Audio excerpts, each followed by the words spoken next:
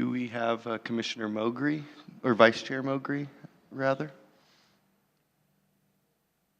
I believe we are live now. Hello, anyone tuning in, but waiting to see if we have Vice Chair Mowgre. I'm here now. Perfect. There we go. Okay, great. We'll get started. So, welcome to the Agoura Hills Planning Commission meeting. Consistent with the governor's order, this meeting is being conducted in person in the council chambers, also by utilizing video conferencing. All attendees in the council chambers will be required to follow current state and county public health guidelines as posted on the doors. Please silence all cell phones and other electronic devices, and do not access Zoom during the live meeting, as it will cause interference with the audio-visual system in the council chambers. Tonight's meeting is also being conducted utilizing video conferencing and the electric means consistent with Assembly Bill 361 and may be viewed on Zoom via the link on the agenda, by live stream on YouTube by entering Agoura Hills Planning Commission meeting in your browser by clicking on the link for November 17th, 2022, or view the live archive meeting on the city's website at agourahillscity.org and click the Watch Meeting Online button. I will now defer to our city clerk. Thank you, Chair Wolf. There will be an opportunity for the public to speak on any item listed on the agenda. Any person in the council chambers who wishes to speak or submit a written comment is requested to complete a public comment card for each item and submit it to the clerk prior to the public comment portion of the item. Comments submitted at the meeting will be provided to the Planning Commission for review and filed with the official record. For any person participating remotely, written public comments are requested to be emailed by 4 p.m. today and distributed to the Planning Commission in advance of the meeting. To request to speak during public comment, please click on the Raise Hand button on the toolbar. Request to speak must be received prior to the chair closing the public comment portion of the item. Public testimony for all speakers is limited to 3 minutes per speaker. Written public comments will not be read aloud by the clerk. For full details, please refer to the public participation section of the agenda. Thank you. Great, thank you. I will now be calling this meeting to order. So for the Pledge of Allegiance, I'm going to ask Commissioner Asuncion. Could you lead us in the Pledge of Allegiance, please?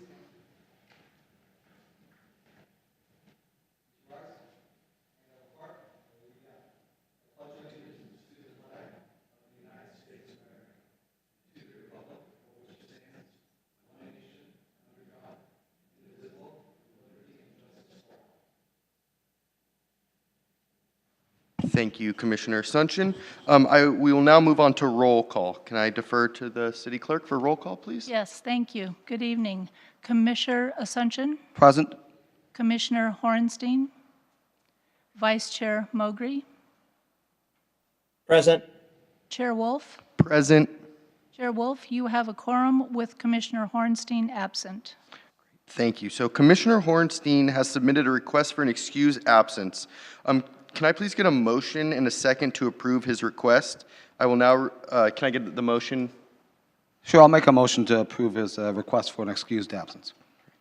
And I'll second. Thank you, Vice Chair. I will now defer to the clerk for roll call. Commissioner Asuncion? Aye. Vice Chair Mowgre? Aye. Chair Wolf? Aye. Chair Wolf, you have approval 3-0.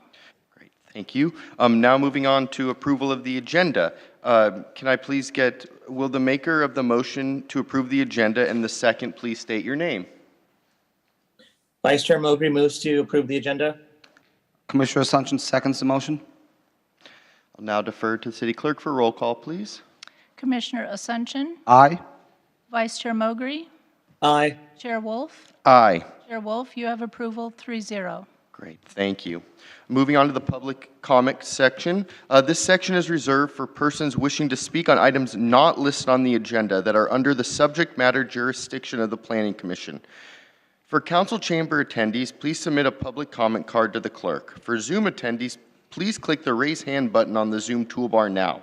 Public testimony is limited to 3 minutes per speaker, and a speaker's time may not be transferred to another speaker. We respectfully request that if you have something to distribute to the commission, you hand it to our clerk and do not approach the dais. So I will now defer to the city clerk for public comments. Thank you, Chair Wolf. No written public comments have been received and no speaker cards have been submitted. I will now defer to staff for any remote participants.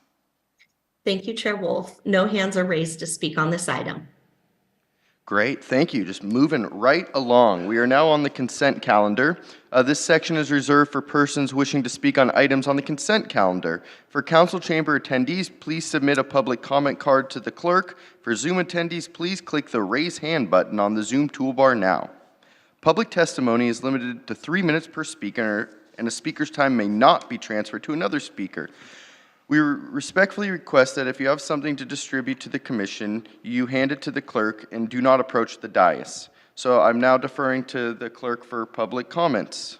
Thank you, Chair Wolf. No written public comments have been received and no speaker cards have been submitted. I will now defer to staff for any remote participants. Thank you, Chair Wolf. No hands are raised to speak on this item. Okay, great. Are there any questions from the Planning Commission on the consent calendar? Seeing or hearing none from Commissioner Sunchin. I can't see Vice Chair Mowgri, so I just want to, can I hear you? Do you have any questions on the? No questions. Great. Thank you. Thank you. Will the maker of the motion to adopt the consent calendar and the second state your names, please? This is Commissioner Sunchin. I'll make the motion to adopt the consent calendar. Vice Chair Mowgri seconds. Great. I have a motion and a second to adopt the following one consent calendar item. So I will now defer to the city clerk for a roll call. Commissioner Ascension, Aye. Vice Chair Mowgri, Aye. Chair Wolf. Aye. Chair Wolf, you have approval 3-0. Okay, great. Now moving on to the fun stuff. Here we go. So our next item is to conduct a public hearing to consider approval of conditional use permit and site plan architectural review permit to build 5 professional office buildings on a vacant hillside lot, an oak tree permit to encroach in the protected zone of 2 oak trees, a vesting tentative tract map to subdivide the parcel into 6 lots, and the adoption of an initial study mitigated negative declaration and a mitigated monitoring and reporting program. I will now defer to Associate Planner Valerie DuBois for the staff presentation. Thank you, Chair Wolf. Thank you, members of the commission. As you mentioned, this project before you, Lady Face Vista Professional Center, has been submitted by the applicant, and tonight I will be presenting a discussion of the project, its compliance with the municipal code, its environmental analysis, and in the end, staff's recommendation. So in order for a development application to be submitted, developers are required to conduct a public outreach before submitting formally to the city. Next slide, please. Thank you. To the city. The applicant, in this case, conducted such a meeting in 2021 and answered questions of the public. No comments at the time required changes to the design, and so the applicant went ahead and submitted a conditional use permit, CUP 2021-0004, a site plan architectural review, SPR 2022-007, an oak tree permit, case number OAK 2021-0012, and vesting tentative track map, TRM 2021-0001. During the review process, following a meeting with the City Architectural Review Panel, a second public forum was conducted as verification that the project had either addressed the concerns of the community and/or incorporated the public's and the city's comments. The topics of pesticides, solar panels, backup generators were raised and addressed by the applicant and/or analyzed in the environmental document. So, next slide. Next slide, one more. Thank you. So the parcel in question is located on the north side of US 101, west of Canaan Street. The parcels, the commercial parcels are zone business park, office, retail, freeway corridor.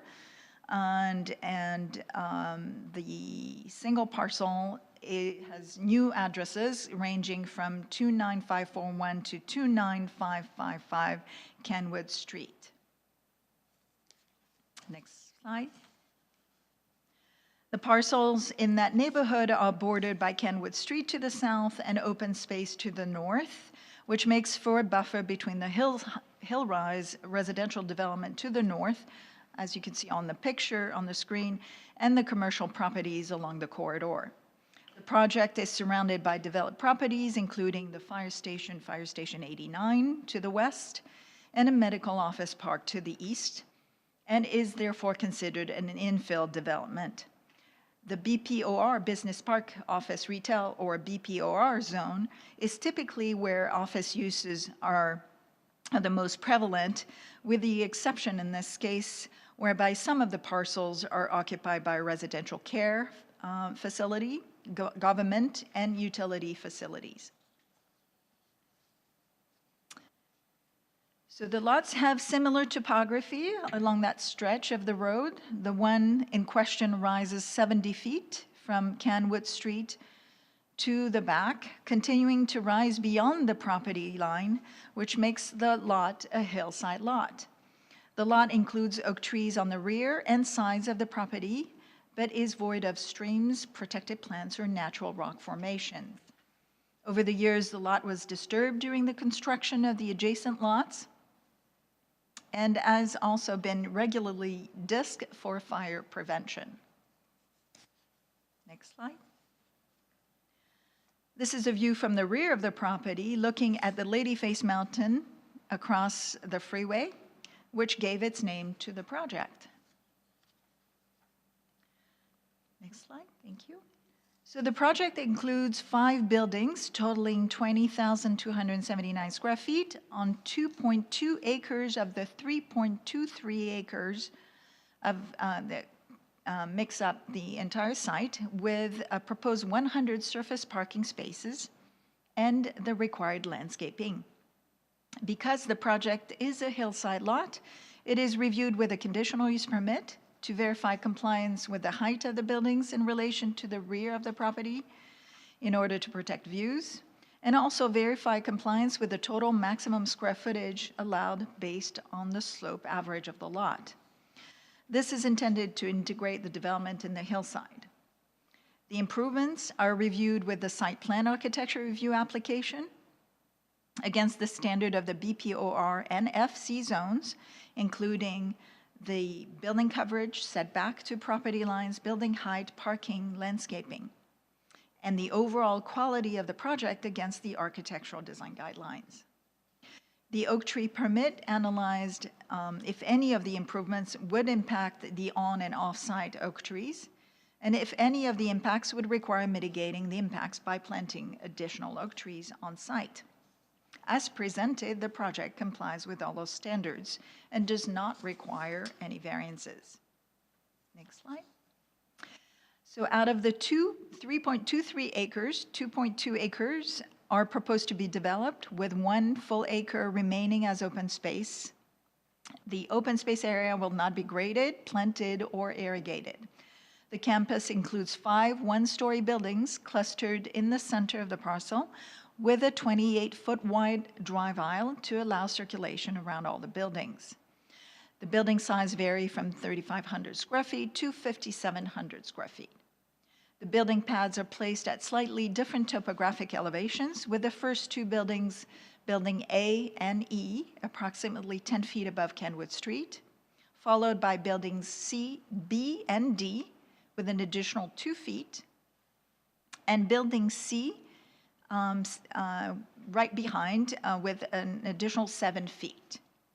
The proposed placement of the buildings reduces the quantities of exported soils and protects the view of the buildings in the rear. 1 main driveway serves the property for entering and exiting the site. The placement of that driveway provides enough separations between the adjacent driveways from the developed properties to the east and west. And this avoids potential vehicle conflicts from vehicles entering and exiting all 3 sites. A separate accessible pedestrian ramp is provided from the street to the parking level into buildings A and E. The parking is spread evenly around the buildings to serve each building equally. 7 oak trees were analyzed as part of this development. During the project review, the applicant revised its project to protect all the oak trees, including building additional retaining walls and rearranging the parking spaces to minimize the impact. As a result, only 2 oak trees experienced encroachment in their protected zone. Although no mitigation tree is required, the project proposed 15 oak trees to be planted and added to the landscape of the site. The code also requires that new projects incorporate 1 oak tree for every 15,000 square feet of new floor area, which results in this case in 1 oak tree. By planting 50 new oak trees, the project meets that requirement. The site layout is found to be compatible with surrounding developments by its access, building placement, and view protection. So here's an example of a building design.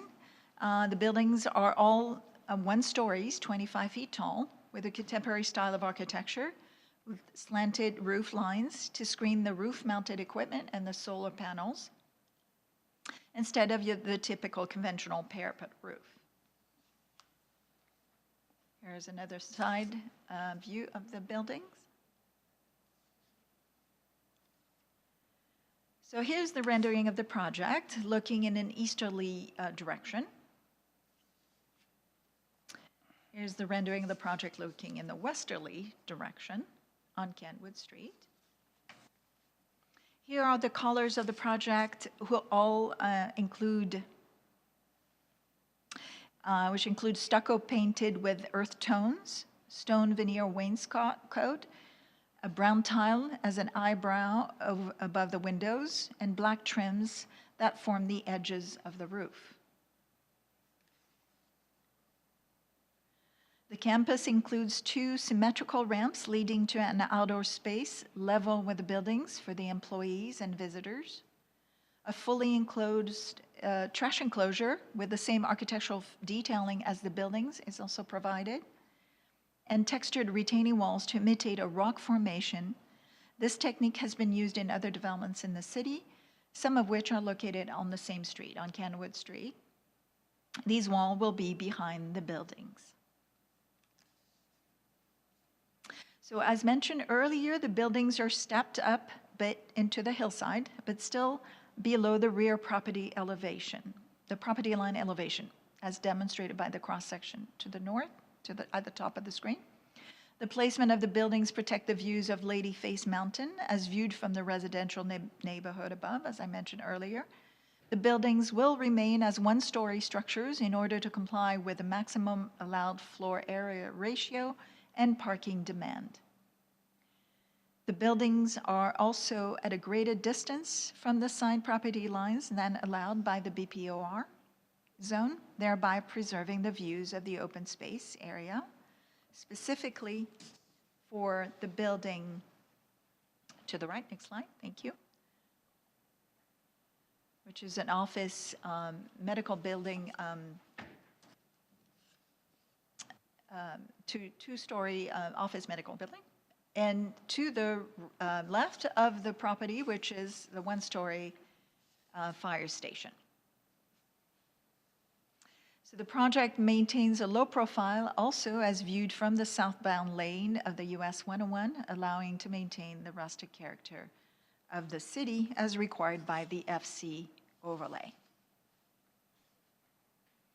So in order to accomplish this low-profile development, the project requires carving out a pad to accommodate the buildings and the surface parking.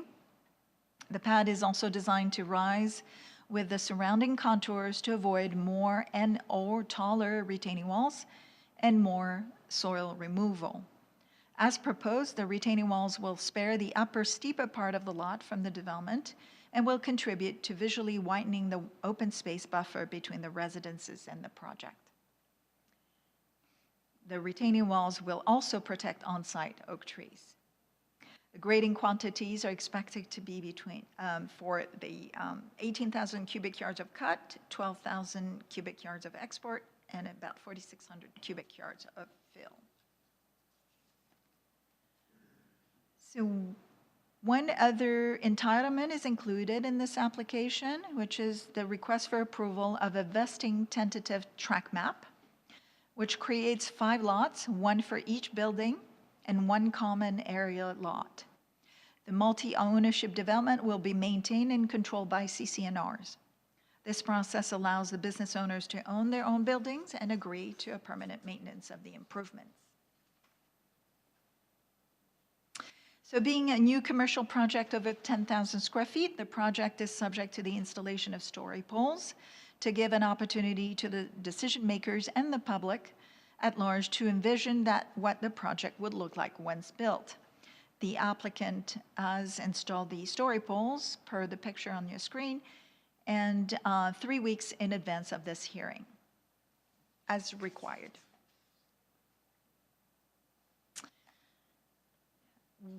One back, please. Here we go. Thank you.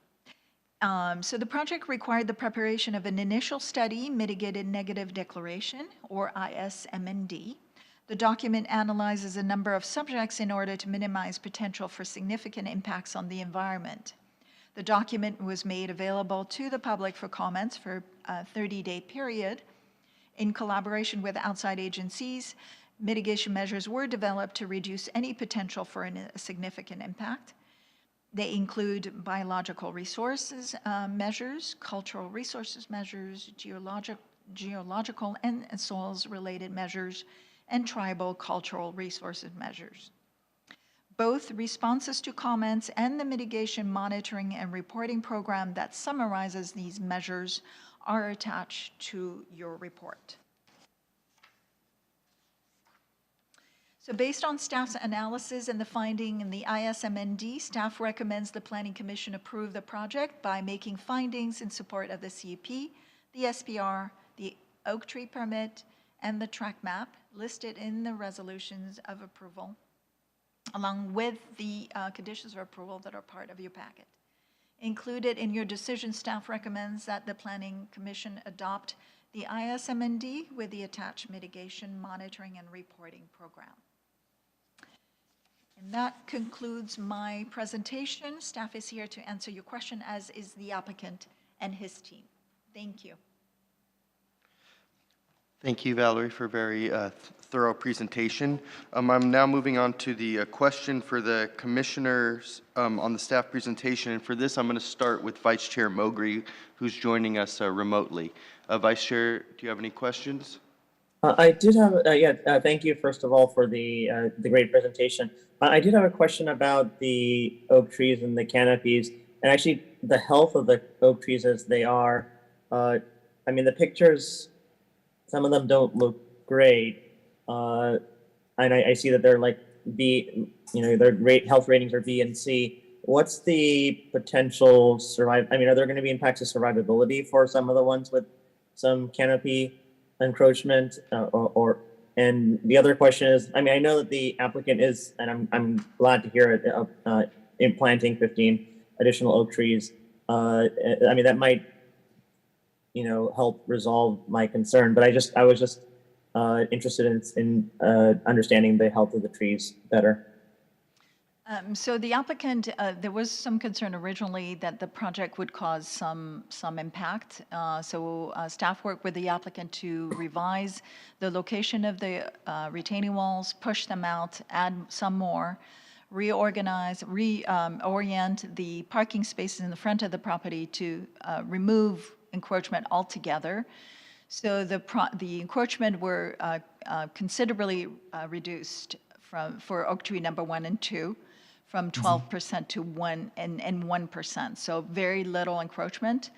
The project is conditioned to abide by the oak tree preservation guidelines. So there's a number of conditions of approval that require that the applicant monitor the work around the oak tree, especially the larger oak tree at the top of the hill, and in compliance with the municipal code. So there was a constant monitoring of the health of the tree pre, during, and post. There's also conditions of approvals for the longevity, to preserve the longevity of the tree. Okay. And the health of the tree right now, I think I saw their B and C. How? I mean, I know that they're not A's, but how? What does it mean that they're B or C? Like, what's the likelihood that on their own they might not survive versus? Yeah. So, can you tell me more about what a level health rating of B or C means? Well, I'm not the expert, but over the years we've seen encroachment, greater significant encroachment in trees that had a less, a lower level. So it's ranking from A, B, and C, and D. And so over the years we've seen encroachment on oak trees that had a worse health rating than those which survived the encroachment. So the city oak tree consultant felt comfortable recommending approval of the design as long as certain mitigation measures were put in place. Okay, thank you. And this, I have one more question, might be more so suitable for the applicant in terms of what kind of businesses are they considering? I know that there's, I think this is zoned for medical as well, medical offices. Are there any specific known plans, or is that something I should wait for and ask the applicant? So we don't have all the details for the future tenants occupying these buildings, and I would defer that question to the applicant if you don't mind. Okay. And then lastly, I noted that the property is for sale, and I guess this might be also better for the applicant, is how is that jig with the application process here? Is the goal to kind of get the approvals and then sell, or is the plan to completely develop the project and then potentially sell it? Well, we'll defer that question to the applicant, but it's my understanding that the owner and developer will go through constructing the project. Okay, thank you. I think that's it for my questions right now. Thank you, Vice Chair Mogri. I will now ask Commissioner Sunchin. Any questions for staff? Okay. Thank you, Chair Wolf. And Valerie, thank you again for the wonderful report. Very thorough, and thank you again for that. A couple of quick questions, and I think they're relatively easy. I know it's adjacent to the Hillrise community. Did we get any comments from Hillrise about this development, or they weren't? Because I know it was a previous development. I think it was the senior center, and Hillrise made comments on that project. So I was wondering if we got similar comments, or they were not involved at all, or they had nothing to say. Not written comments. We reached out to all the HOAs, but there were comments that were received from a representative during the public forum period, which we had some questions about the backup generators. And even though the applicant does not intend on uninstalling these backup generators, they were part of the environmental review as far as the impact of the noise on residential. So we brought that to the applicant's attention, and they were placed in a location where surrounded by retaining walls, landscaping, to make sure that the impact was limited. So there's quite a bit of grade differential between the hillside developments and the pad where these potential generators could be located. So there's quite a bit of reduction in noise impact, and which was demonstrated by the noise study, a special noise study that was done just to address the potential noise impact of the generators, which concluded that they would be lower than our noise ordinance maximum decibels allowed. Okay, thank you. Because just from reading the staff report and eyeballing the site when I went there, I just didn't see, okay, looks good to me. I didn't see how Hillrise, what issues there would be, if any, from Hillrise, but I just want to hear that, yeah, they had nothing, so we're good to go. Okay, thank you for that. And in a similar vein, the fire station next door also, nothing from the... No comments. Actually, I met a gentleman on site, and they didn't seem to have any comments. I can't imagine it. Again, I can't imagine it either, but you never know with these things. But just looking at it, okay, that sounds reasonable to me. My last question, this is really borderline minutia, but I'll just ask anyways. On page 6, the staff report, there's that table for zoning conformance. And this, just so you can educate me, because it's sometimes I miss things. It says here total building area complies. And I see where for the setbacks, what it complies with. That makes sense, the allowable region, the setback, I get that. For the setbacks, I understand for the other issues on the next page. What does it mean comply for the total building area? Well, there's no, it's based on the building coverage of the site, so. Oh, I see, that's right. Square footage. You're right. Is less than that percentage. That's percent. and it complies. Thank you. That, now you click, that, when you Yeah, said but- that, I understand now. Okay. That's all the questions I have. Thank you again, Yeah, Valerie. sure, thank you. Thank you. Thank you, Commissioner Sunchin. This was so thorough. Really, the only question I have is regarding a recommendation by the Architectural Review Panel. Is it just arbitrary that they made a recommendation of brown instead of black? Where does that come from? Well, it was their opinion. As Okay. professional architects, they suggested to, instead of having a black trim, to do it brown. We approached the applicant's architect with that request, and they felt that black would be more in keeping with the proposed style of architecture. So it was just a preference. Okay, that's very helpful. That is my only question. Some of the other questions were addressed. So thank you. So at this point, seeing no more questions of staff, I will now move on to the public comment. So for council chamber attendees, please submit a public comment card to the clerk. For Zoom attendees, please click the raise hand button on the Zoom toolbar now. Public testimony is limited to 3 minutes per speaker, and a speaker's time may not be transferred to another speaker.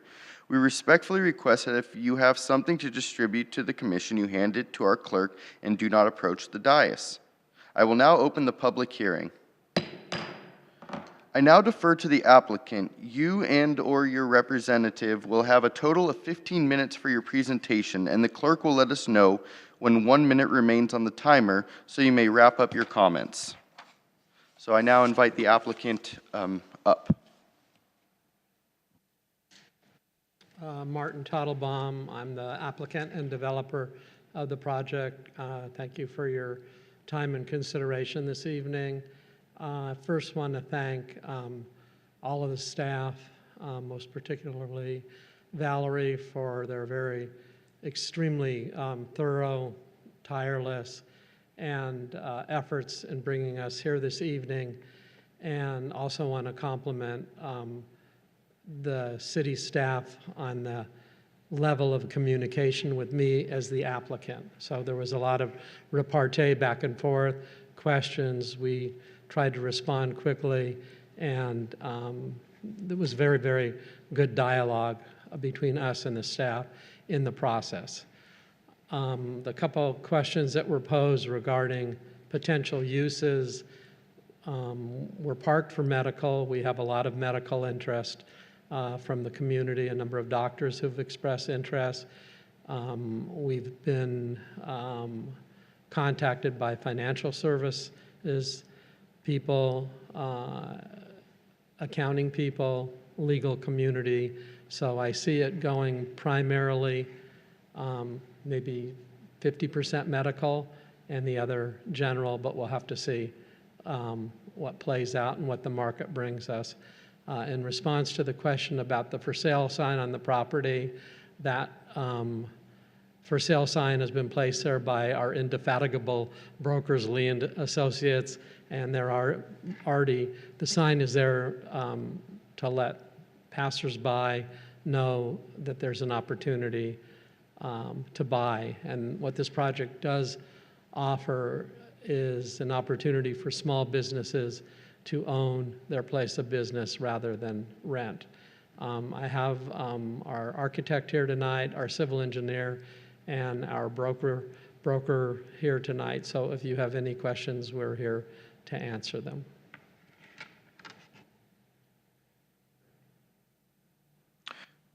Great, thank you. Before I move to public comments, do any of the commissioners have any questions of the applicant? And I will start with Vice Chair Mowgri. Do you have any questions of the applicant? one question first. Thank you for the answer. That's very helpful, and it's exciting to know that you already have potential tenants. So is the plan is that the tenants would actually own the like so each you'd potentially have 5 major tenants and each of them would own one of the buildings. That's the goal. And is the for sale sign partly to let folks know that that they can buy one of these 5 buildings? Am I understanding the situation correctly? Exactly, the for sale sign that's presently on the property is to let the public know that there's an opportunity to purchase. We are developers, and our intention is to develop the property. We may retain a couple of the buildings ourselves. The market has been characterized more primarily for this type of product. It's very sale-driven. We developed the Agoura landmark project on Agoura Road where I relocated my office, and we had 25 opportunities to purchase there, and they were all sold, and none of the units were rented. So there's tremendous interest for small business owners to own their place of business. Excellent, thank you. Yeah, I hope that answered your question. Yeah, it does. Thank you very much. You're welcome. Thank you, Vice Chair Mogri. I'll now move on to Commissioner Asuncion. Thank you, Chair Wolf, and thank you, sir, for coming out today with your team. I appreciate that. Thank you. You answered a lot of my questions that Commissioner Mogri had and in your statement, so I appreciate that. The only question I have left is, okay, so the tenants, well, they will buy the property. Is there going to be like, for lack of a better phrase, like an HOA? Like, okay, so they can work on disputes or how to figure out, like, similar to an HOA except in an office park. Is there going to be something like that developed? I assume there would be. This is a commercial plan development, and it will be governed by, the common lot will be conveyed to an association. So the owner will own the building, the land under the building, the structure, the interior. When the owner steps outside of its threshold of its doors, it will be in a common area that's maintained by an association, subject to CC&Rs. Okay. And is it possible for like a tenant or somebody, I'll buy half the building, or is the plan like, no, you have to buy the whole building per se? Or that's just, we'll see how that goes. It would have to be, for them to buy half, it would have to be an airspace situation where there was a condominium plan, so they have to buy the entire structure. And they're small buildings, Okay. and a lot of interest in that. Thank you, sir. You're welcome. Thank you, Commissioner Asuncion. So to kind of piggyback off that question, so landscaping, for instance, will be taken care of by the association, so it's joint property of everyone who owns it? When the deed to the building, the respective buildings are conveyed, in the deed, an undivided interest in the common lot is conveyed as well. And there is a budget prepared by a professional budget preparer that takes care of all the obligations of the association, and there are monthly dues the owners pay into the association. And then, so it actually gives an opportunity to own your building, but you don't have any of the responsibilities outside. That answers my question. So I don't have any further questions, so I will now defer to the clerk for any public comments. Thank you, Chair Thank Wolf. you. No written public comments have been received and no speaker cards have been submitted. I will now defer to staff for any remote participants. Thank you. Yes, Chair Wolf, there are hands raised to speak on this item. Before we begin live testimony, if you have your hand raised but do not intend to speak on this item, please take a moment now to click on the lower hand tab on your screen. Speakers' requests to speak must be received prior to the chair closing the public comment portion of the item. Speakers will be called in the order they appear on my screen. Public comments are limited to 3 minutes per speaker, and a 30-second notice will be provided by the clerk, and the microphone will be muted when the 3 minutes have expired. Prior to speaking, please clearly state your first and last name and provide your city of residence for the record. Our first speaker will be Pedro Toscano, followed by Anthony Ventura. Pedro, you can go ahead and start speaking. Thank you. Can everybody hear me? Yes, we can hear you. Good evening, everybody. Council. My name is Pedro Toscano. I'm a member of the Carpenters in Local 805. My local is about 2,000 members in that live, within the area, surrounding areas, mainly in Ventura County, and we have other members that live in the valley as well from different locals, but my local in particular. Today, I wanted to speak on in support of this project. And speaking figuratively, I wanted to just tell a story, tying it into my asking today. And it goes like this: if the developer would make a solid commitment to hire responsible contractors that will provide family supporting wages and benefits such as healthcare and pension, projects like this create hundreds of jobs for working families in Agoura Hills, Thousand Oaks, Camarillo, surrounding areas. The jobs that it creates are good paying jobs with benefits. It's projects like this that also create opportunity for union members in the surrounding areas to work and build in the area and live rather than commuting every day to another area. I have seen firsthand monitoring the compliance of many public work projects in low income and public works and private projects, commercial projects, with employees coming as far as Riverside, San Bernardino, Bakersfield counties, accepting wage rates as employees that employers sometimes ask for kickbacks. And this is a proven fact. I come from compliance. I've seen this. So we wouldn't want to see this in this project. We would like to see this project thrive with safety and with people from the area building this project. It is important that we do not let great opportunities like this pass. We need jobs, and we need good paying jobs. Speaker has mortgage 30 jobs. seconds. We need healthcare. We need retirement options for workers that call Agoura Hills their home. So thank you very much today for your time, and have a good evening. Thank you, Pedro. Our next speaker will be Anthony Ventura, followed by Manley McNinch. Anthony, go ahead. Good evening, Planning Commissioners. My name is Anthony Ventura. I'm also a member of the Southwest Mountain States Regional Council. I'm out of Carpenters Local 805, which is located in Camarillo. I live in the local area and work in the vicinity. I believe the city should require the project to be built with contractors that will hire locally and pay livable wages and utilize apprentices from a state-certified apprenticeship training program. Having a local hire impacts our community by hiring local residents that live and shop locally. Having contractors that hire apprentices give opportunities to our residents to make a livable wage. This money spent from having a local hire requirements means that the money generated from the project stays right here in our community, stimulates our local economy. Also, hiring locally means less vehicles traveling on our highways and less gas emissions generated in our environment. We really need to start investing in our own community. Thank you. Have a good night.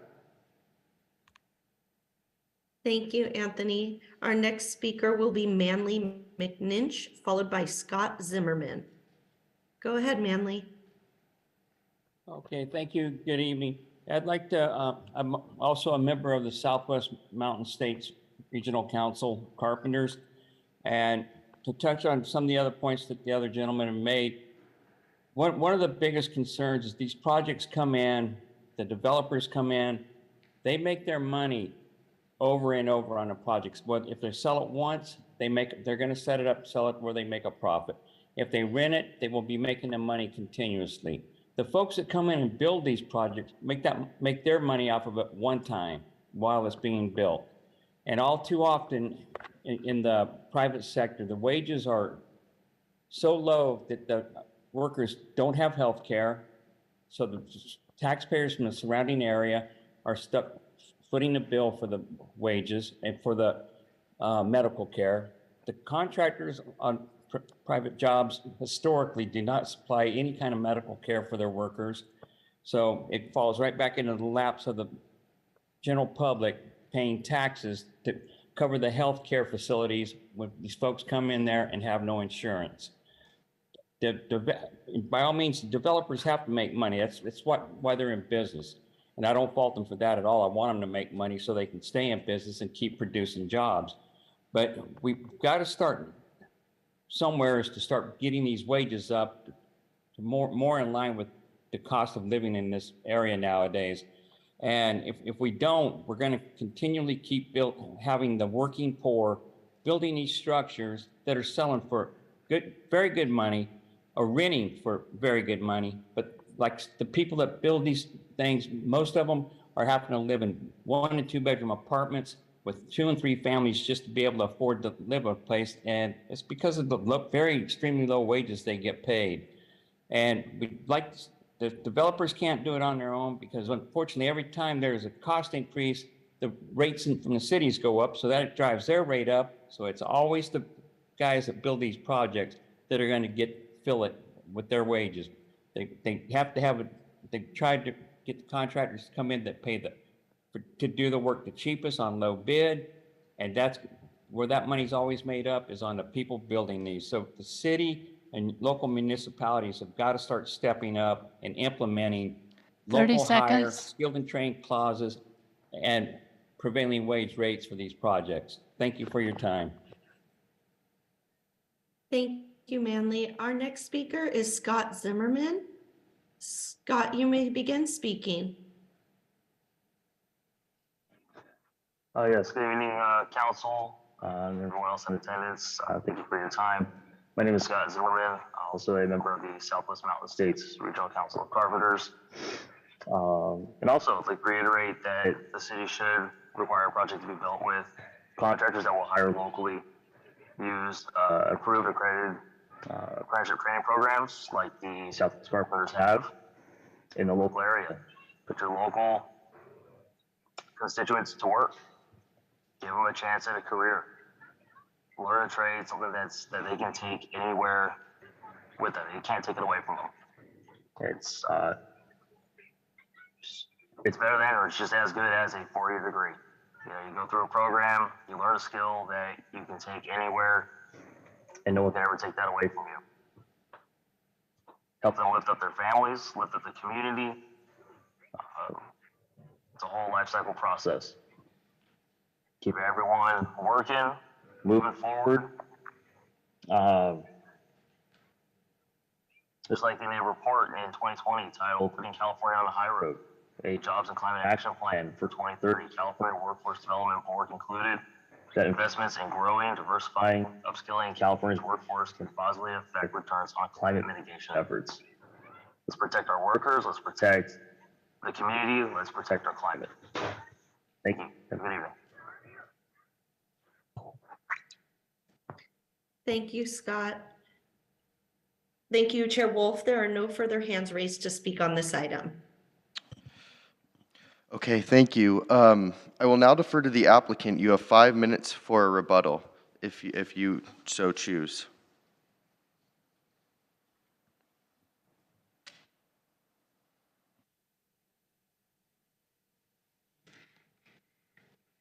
I want to just respond by saying that I grew up in a home with a father who was a member of the International Brotherhood of Carpenters, the forerunner to the Southwest. My father paid dues into the union for 39 years. There were some comments about, I'm the developer, I'm also the contractor on the job.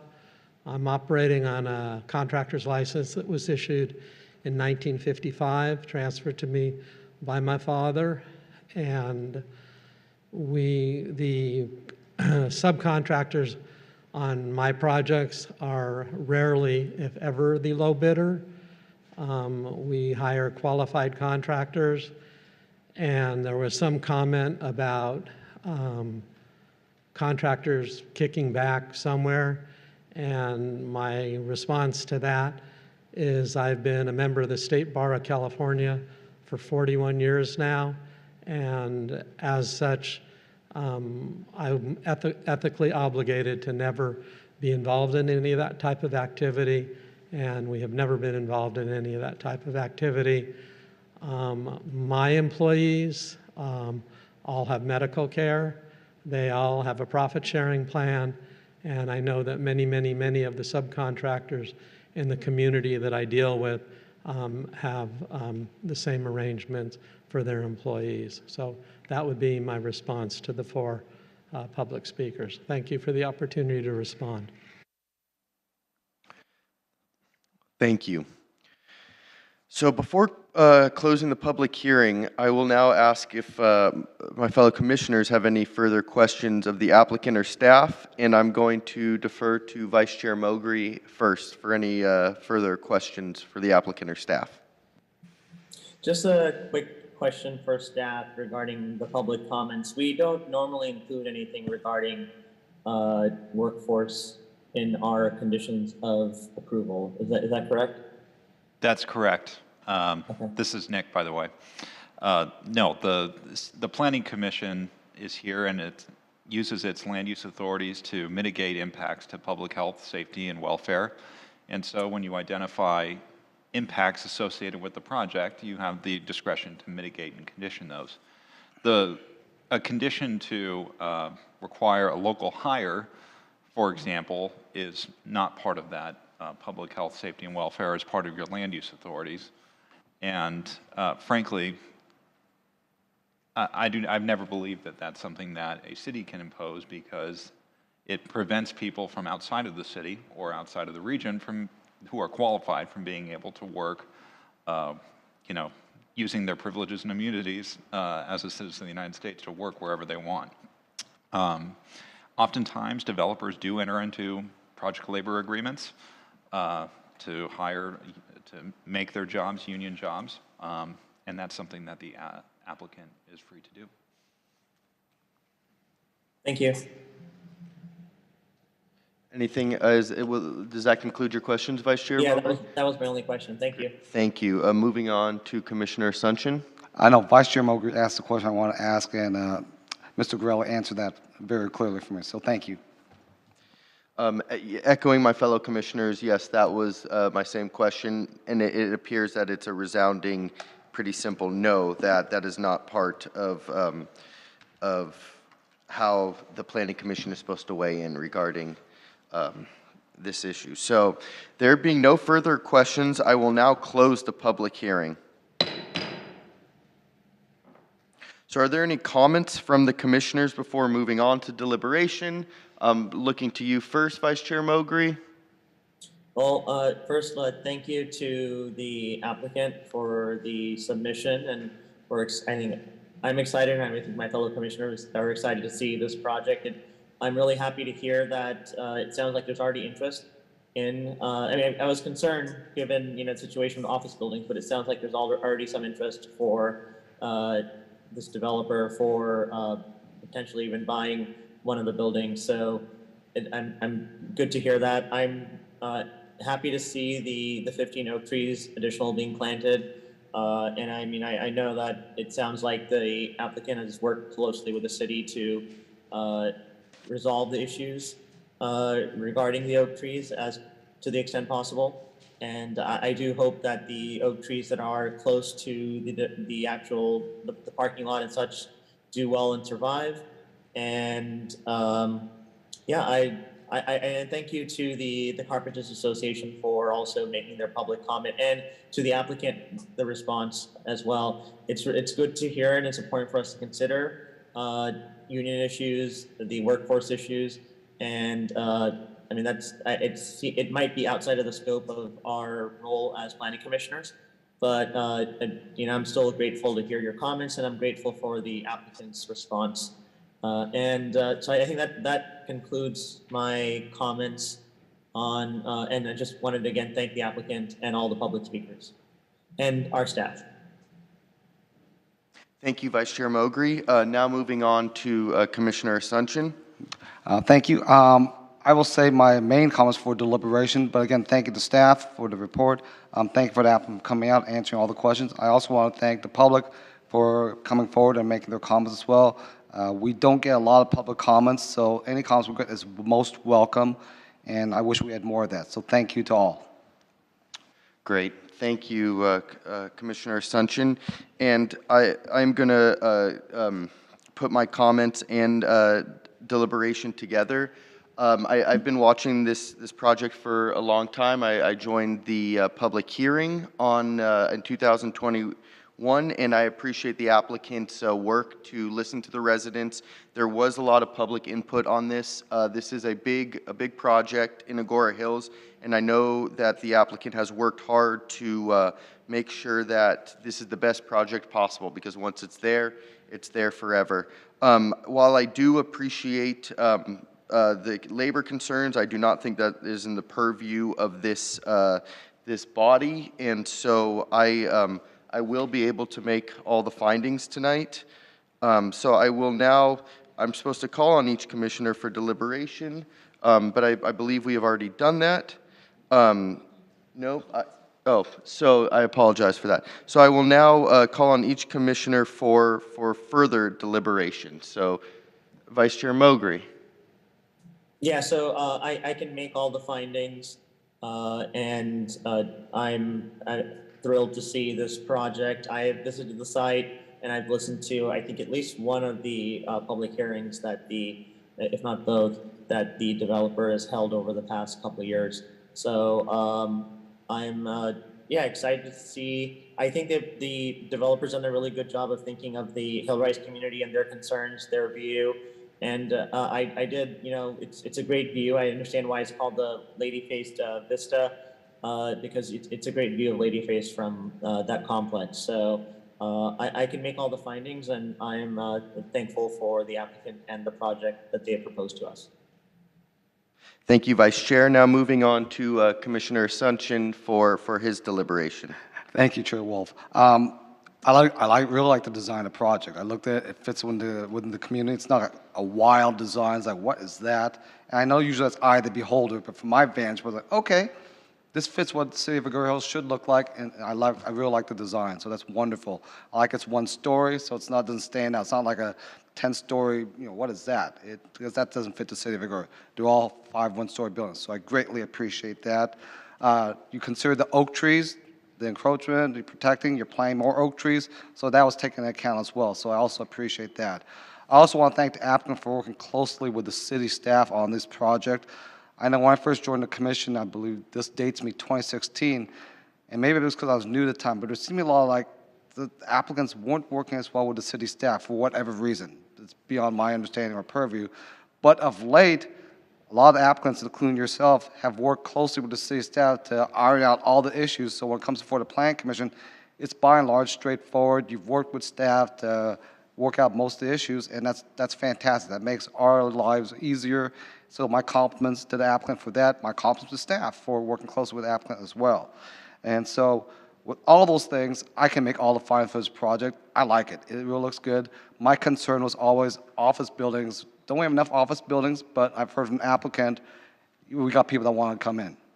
And also in the back of my head, you're not building this if you're not going to get anyone. That doesn't make sense to me from a pseudo-amateur businessman point of view. It's like, why would you build something and no one's going to buy it or rent it? That doesn't make sense to me. But you're building because you're confident that you can sell it.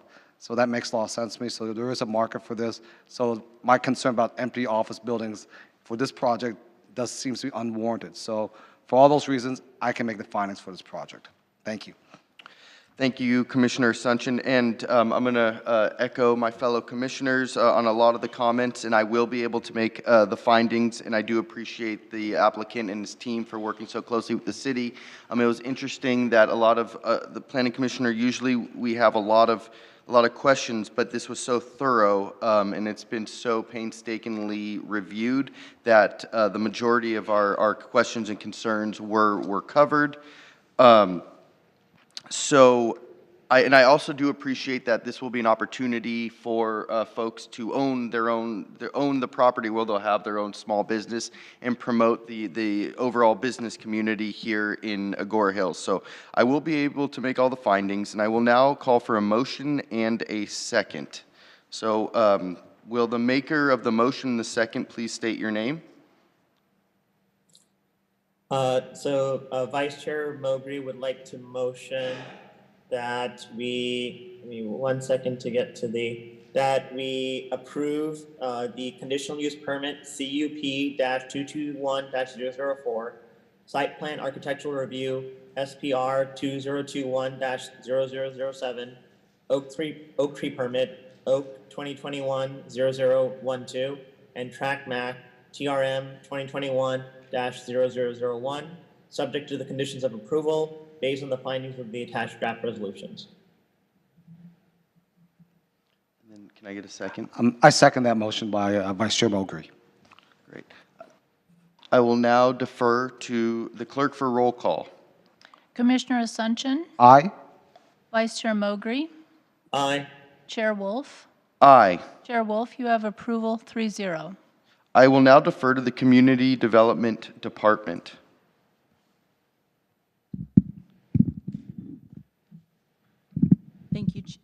Thank you, Chair Mowbray. I'm sorry. Thank you, Chair Wolf. I'm sorry. The decision of the Planning Commission shall be final within 15 days from the date of this decision unless an appeal has been filed to the City Council. Thank you.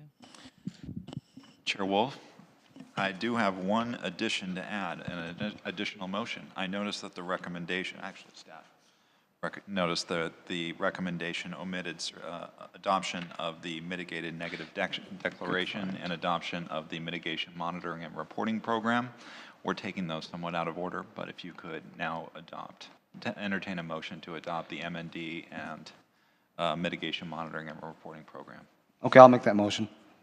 Well, so I need to put a motion forward first. Yes, and Commissioner Asuncion just made that motion. Okay. Sorry.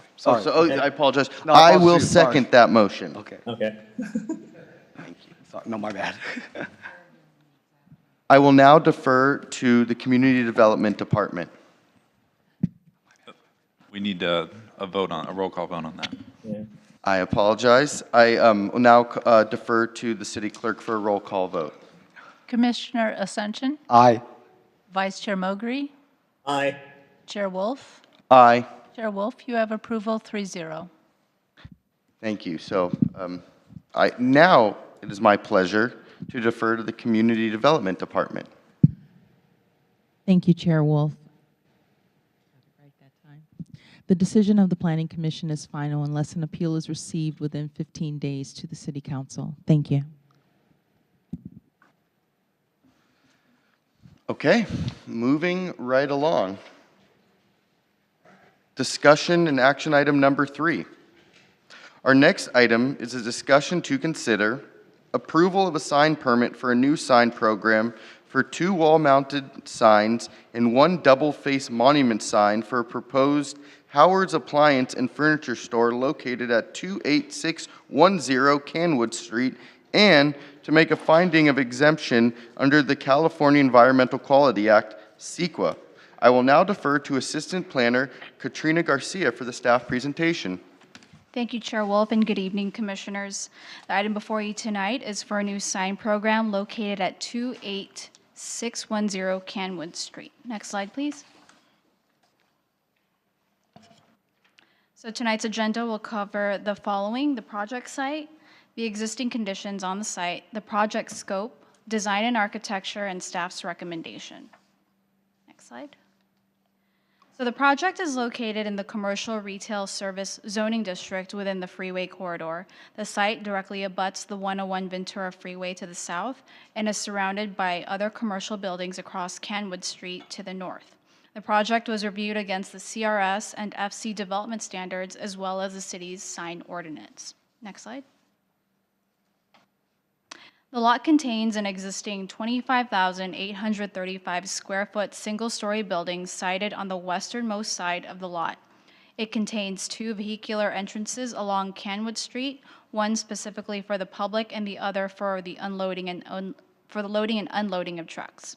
The building's main public entrance is along the east elevation and faces the parking lot.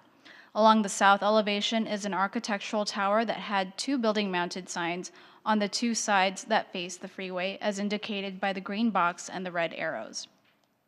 The lot also contains an existing monument sign directly west of the driveway entrance, which is also indicated with the red arrow on this image.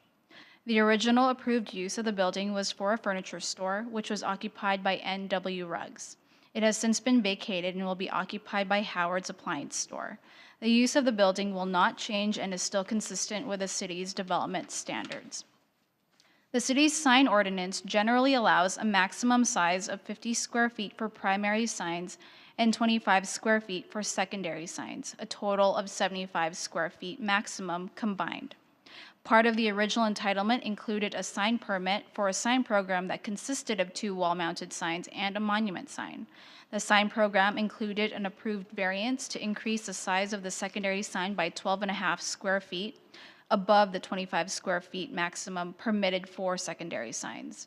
With the variance, the original tenant was allowed to have a 37.5 square foot sign so as not to exceed the 75, which means that the primary sign could only be a maximum of 37.5 square feet, so as not to exceed the 75 square feet size limitation for all building wall signs.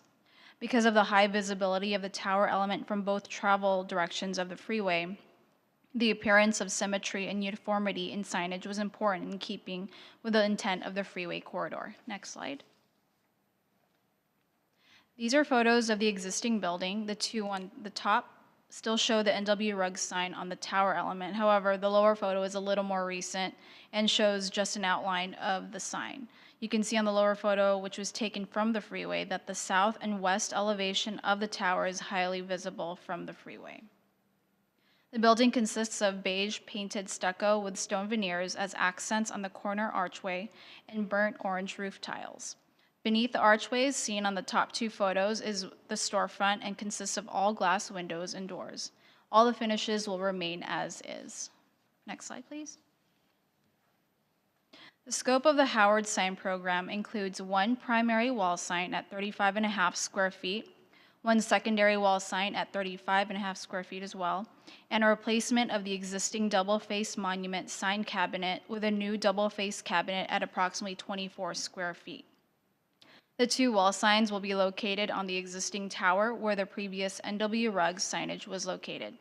One sign will be attached to the west elevation of the tower and the other sign will be attached to the south elevation, which will allow the sign to be visible from the south and northbound traffic on the 101 freeway. Next slide. The Howard sign and logo are trademark colors with the California Secretary of State. All three proposed signs will consist of black lettering with a yellow background and the same character styling. The wall signs will consist of acrylic channel letters overlaid with a black perforated vinyl that protrudes 5 inches from the 2-inch yellow wireway for a total of 7 inches of projection from the building wall and is less than the 12-inch maximum allowed. The letters will be internally illuminated and will illuminate white in the evening. The applicant originally proposed 6,500 Kelvin for the lighting temperature, but was reduced to 5,000 Kelvin for a warmer tone. The monument sign will be a double-faced cabinet with each side at 24 square feet, less than the 48 square foot maximum allowed for one side. The cabinet will be installed in between two existing 3-foot-tall stone veneer treatments where the previous monument sign cabinet was located. The monument sign location was designed 11 feet from the public right-of-way, which exceeds the 5-foot minimum requirement to maximize visibility for passing cars and those entering and exiting the property. The monument sign will be externally illuminated by the existing lighting fixtures that are directed at the sign, and the existing landscaping around the sign will also remain. Next slide. The images on this slide are renderings of the proposed signage on the tower and the monument sign. The wall signage will be centered on the upper face of the south and west elevation of the tower where the NW Rug sign was previously located. Because the approved variance runs with the land, the Howard's primary and secondary wall signs are allowed to be the same size at 35.5 square feet, with a total of 71 square feet, less than what the variance allowed. As long as the sign doesn't go beyond the approved size, the signage will still conform to the parameters of the original variance. The lower photo demonstrates the new cabinet within the existing architectural treatments. Next slide. The slide shows images of the tower from the freeway. The yellow blocks represent where the signs will be located.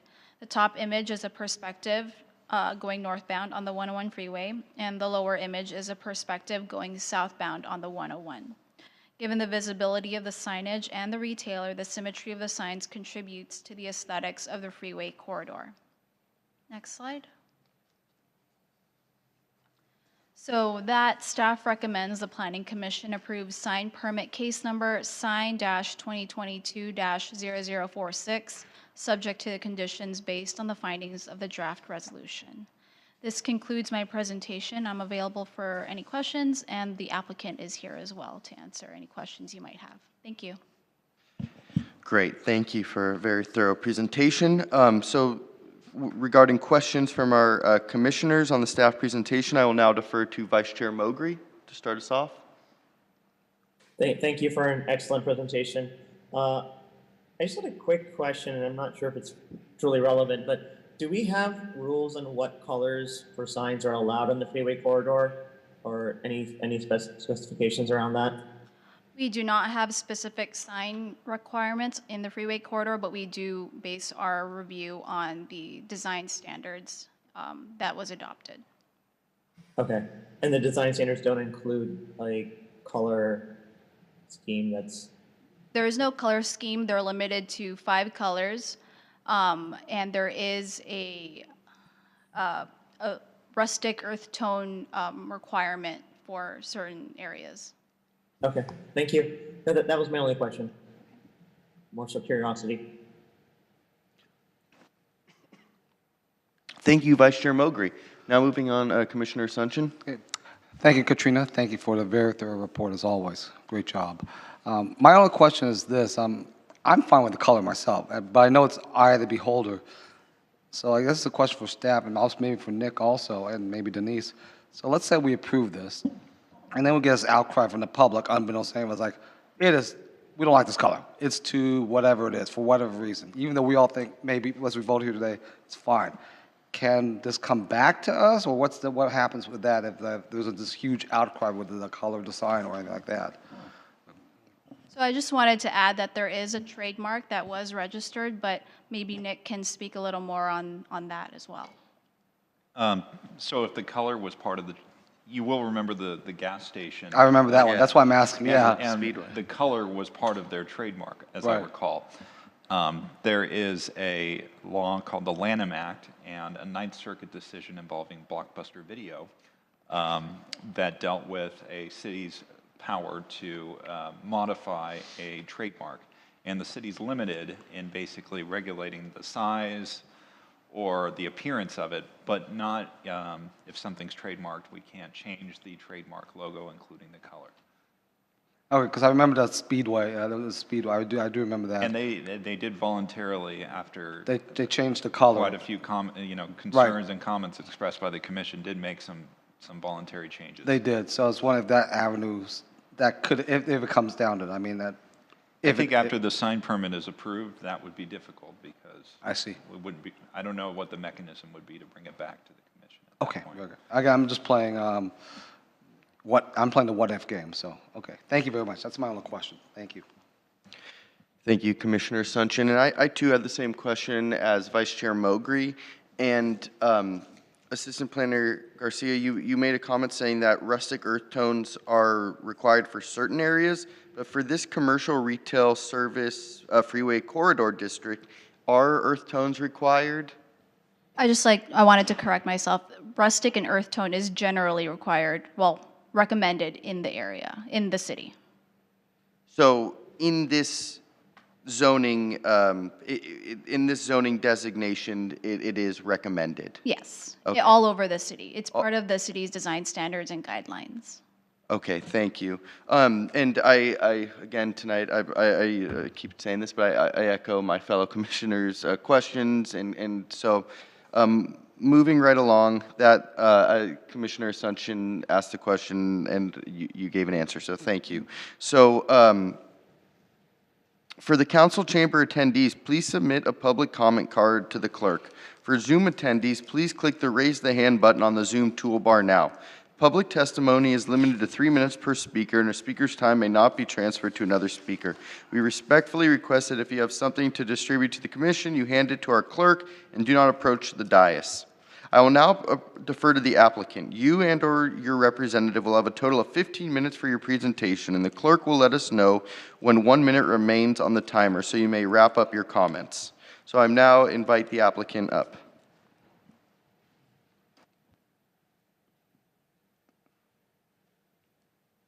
Good evening. My name is Warner Lemenager. I represent the sign company, Sign and Lighting Services. We're out of Lake Forest, California, and we've been contracted to do all of the Howard locations across the state. And they've been consistent within the color scheme that you see, which is a yellow background with a black lettering. And it's interesting if we look at the situation of yellow being an offensive color.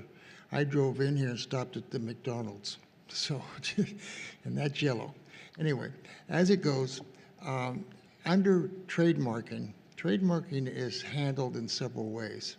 One of them is you register legally through a state, and Howard's has done this, but beyond that, they advertise on television with a yellow background and a black lettering, and it's on television, so it's quite recognizable across the whole spectrum. And thus, they have set their trademark because that's what you look for, is the yellow background with the black lettering. And it's a true fact that people don't read signs anymore. You look for the orange ball for Union Oil, you look for the arches for McDonald's, etc. You never read the words McDonald's, you never read the words Union Oil. So it's a thing that the companies really impress upon, the corporations, is to get their trademark established so that you recognize the trademark and you don't read anything. And this is what Howard's has tried to do with this. It's a black lettering on a yellow background. And I would have to challenge any of you that you probably don't read the signs either. It's an interesting thing, but that's just human nature. So as it goes, there's another rule in trademarking.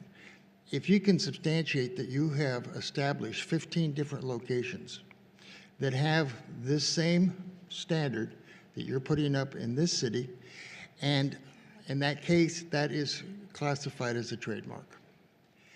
And there are specific laws within the federal government, within the state government, about trademarking.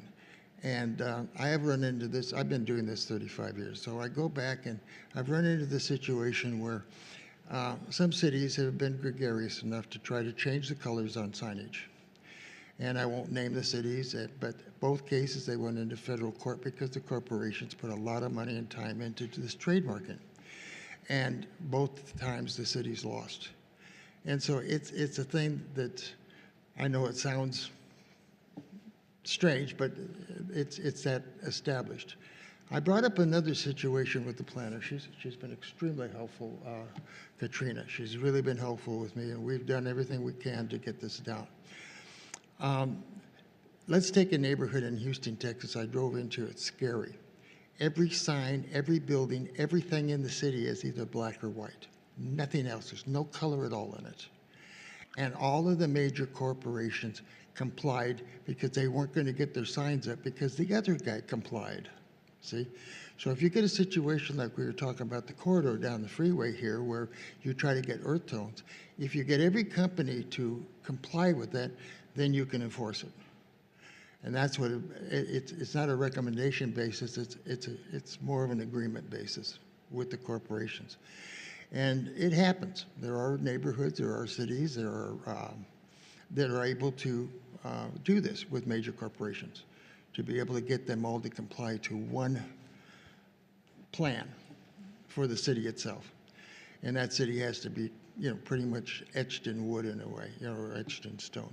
So I'm trying to clarify what happens in this trademarking thing, because it's a bugaboo everywhere.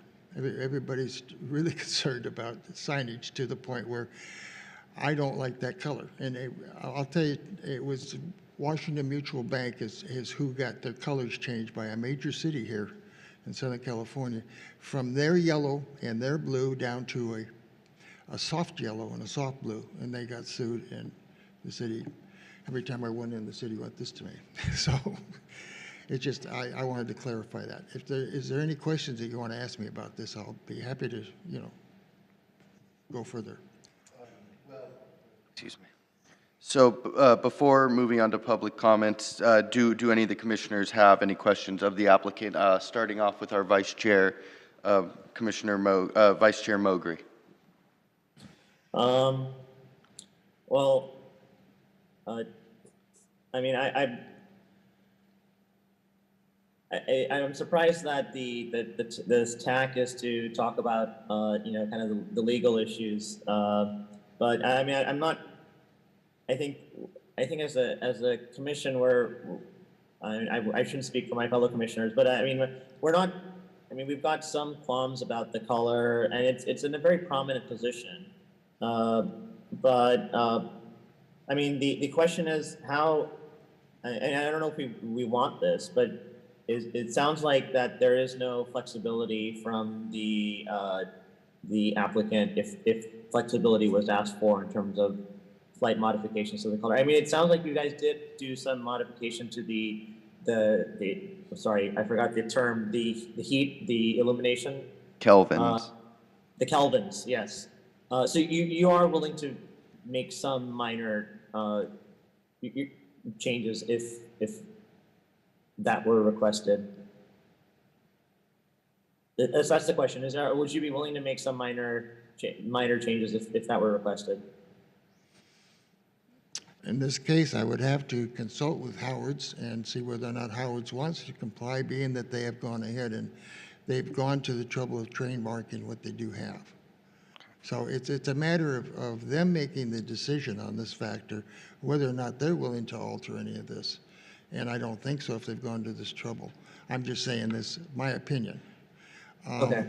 And I noticed one thing, when she was doing the presentation, you had some elevations with the projected signage on the side.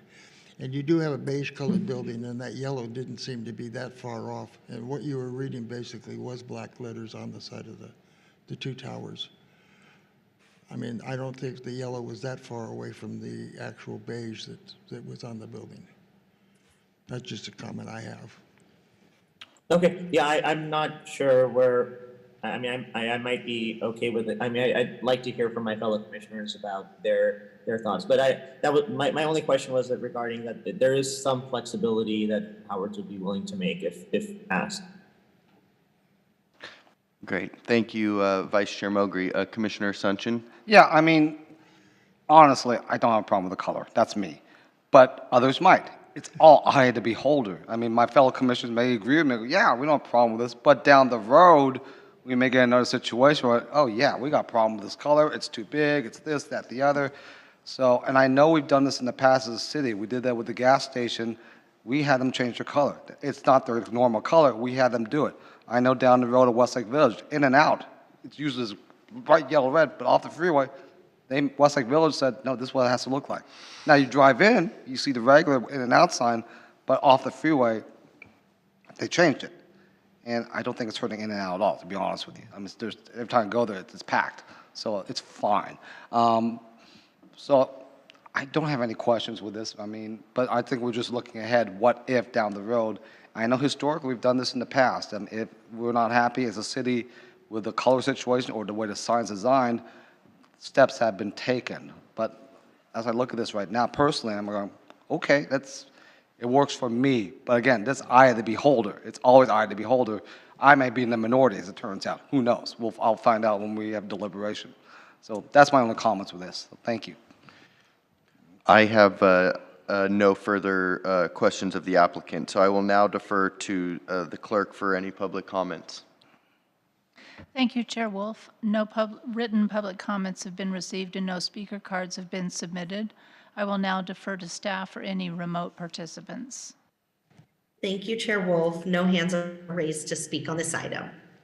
Okay, great. So I'll now defer to the applicant. If you wish it, you have 5 minutes for a rebuttal for any of the comments made. Well, my quick rebuttal is that yellow is in a term of earth tone, and I noticed that the previous sign was red, and that's quite a difference from where I'm at too. So I just have comments. It's nothing else. That's all. I thank you for your time and your consideration. Okay, great. Thank you. So are there any comments, not deliberation, but comments from commissioners before moving to deliberation, starting with Vice Chair Mowgri? I don't know, my comment might be semi-deliberation, so I don't know if I should just hold off. I'll just hold off till deliberation. Thank you, Vice Chair. Commissioner Sunchin? Thank you, Chair Wolf. I am like Vice Chair Mowgri. I'll hold off my comments with the deliberation as well. Great, thank you. Moving right along, I will now call on each commissioner for deliberation, and I'm going to start with Vice Chair Mowgri. Thank you, Chair Wolf. So first of all, thank you to staff and thank you to the applicant for their request. I mean, I think I'll be able to make the findings. I do have some qualms about the color. It's yes, the previous red is pretty. I mean, it's a dark color, but I mean the yellow it's a big rectangle, so it's. I think it's okay. It does. It's not that different than the background, so I don't know if it'll like stand out too much. But I mean, it might be hard to really tell until the sign goes up. But I mean, because why I think as Commissioner Sunchin noted, why we have concerns is this is right on the highway. It's very visible. And as we know, signs on the highway here have been a very important issue in our community. So I think it's okay. I don't think it'll stand out too much. So I think I can make the findings. But I'd love to hear my fellow commissioners' thoughts. Thank you, Vice Chair Mowgri. Commissioner Sunchin? Oh, thank you. Thank you, Chair Wolf. I also want to thank the applicant for speaking here today. Thank you very much for that. Also want to thank staff again. Excellent work as always. This sign thing is because I grew up here, like Chair Wolf here. So the sign thing along the freeway is very sensitive to this area, and it was sign alley forever. And I know they're still trying to get rid of all the signs. I get that, but it's come a long way. So hence, that's why we're all concerned about the signs. It can't be outlandish, can't be so big, et cetera, et cetera. I get that, and I'm actually for it. But as I said earlier, this is really eye of the beholder. I mean, in my judgment, the yellow is fine. But others might think, no, it's too bright. It's eye of the beholder. That's what it comes down to. And if the majority are okay with it, then I think it's fine. I don't think it's too loud. I don't think it's too big. It's consistent with what was there before in terms of size, so that's fine. I'm fine with that as well.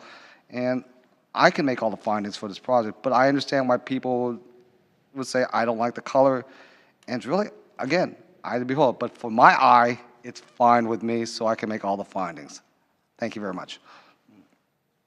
Thank you, Commissioner Sunchin, and you touched upon a really good point. You know, the city was incorporated in 1982, and one of the major issues was billboards and was signage. And I don't view this as a black and white issue. It's a black and yellow, if you will.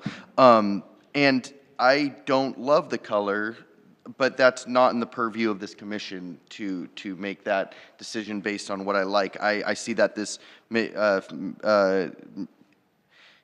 there's all the findings here, and I will be able to make all the findings, but it is important to have this type of deliberation, and it is in the eye of the beholder, and I appreciate the applicant's comments and input on it. So I will be able to make the findings, so I will now call for a motion and a second. This is Commissioner Sunchin. I will make the motion, and let me go read this correctly here. 1 second here. Okay, I will make the motion to recommend the Planning Commission approve sign permit case number SIGN-2022-0046. Did I do that right, Nick? Yes. Thank you. Okay, I will now call for a second. Commissioner Mowgli seconds. Fantastic. I will now defer to the I will now defer to the clerk for a roll call vote. Commissioner Asuncion, Aye. Vice Chair Mowgri, Aye. Chair Wolf. Aye. Chair Wolf, you have approval 3-0.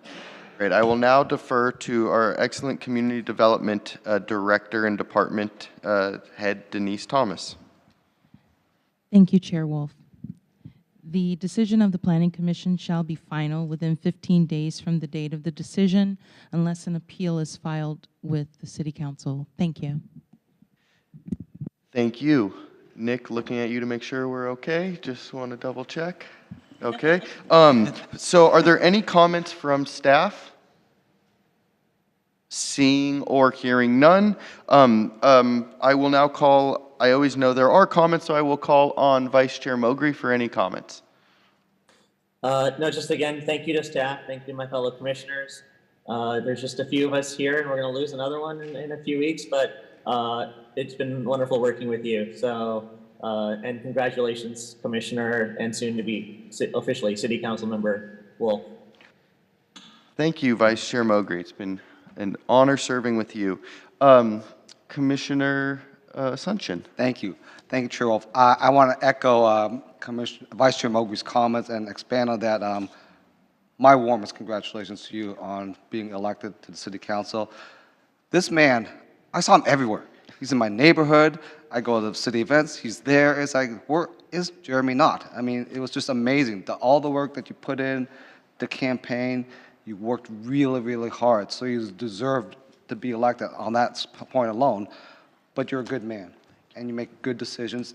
I may disagree with you on the decision, but guess what? I know this. You will think things through. There's a logic to it, and you're thinking what's best for the city. I have no problems with that. We may disagree from time to time, but you know what? You're doing what's best for the city, and we need people like that. So we are very lucky to have you on the City Council. I will miss working with you on this commission, but you're going to bigger and better things, and I really appreciate that. So my warmest congratulations to you on that. I'm very happy for you, personally. Also want to take time to thank everybody here. It's Thanksgiving time. I want to thank also Vice Chair Mowgri. Also a pleasure to work with you. It's very nice to come in here. I see my fellow commissioners. It's like, oh, I'm among people not only do I respect and admire, but I also like. That's nice. And staff is just, you guys are awesome. I mean, you're so friendly and nice and professional. It's like, I do the baseball umpire thing out here. I do refereeing soccer, and people are just rude. It's like, well, why can't we be like the Planning Commission where everybody's nice and friendly? That's the way to go. I mean, we should always be like that, and so we should continue that as we go on through the years, or just maintain that decorum. And I'm so very happy that I'm part of a body where decorum is key and we respect one another, and that should continue moving forward. So I thank you all for that, and it's a pleasure to see all of you, and that's all I have. Thank you. Thank you, Commissioner Asuncion, and thank you, Vice Chair Mowgri, for the kind words. I believe that this might be my last Planning Commission meeting, and so depending, I don't know if there might be another one in December, but if not, it's been such a fantastic opportunity to serve the city I love, and thank you all so much for the hard work that goes in. That's what makes Agoura Hills such a special place, is that we spent an hour deliberating a sign, and that we spend the time deliberating and discussing these issues. And so I am greatly appreciate all the hard work everyone puts in every day. So the next regular Planning Commission meeting is scheduled for 6:30. Oh, well, it looks like there is one. The next regular Planning Commission meeting is scheduled for 6:30 p.m. on Thursday, December 1st, 2022. In the council chambers of the Civic Center. It is anticipated that members of the public will have an opportunity to participate in person in the council chambers or by remote video conferencing, Zoom. At this time, we will adjourn tonight's meeting. Will the maker of the motion and the second to adjourn please state your name? Commissioner Mowgri moves to adjourn the meeting. Commissioner Asuncion seconds the motion. I will now defer to the clerk for roll call. Commissioner Asuncion, Aye. Vice Chair Mowgri, Aye. Chair Wolf. Aye. Chair Wolf, you have approval 3-0. The meeting is now adjourned.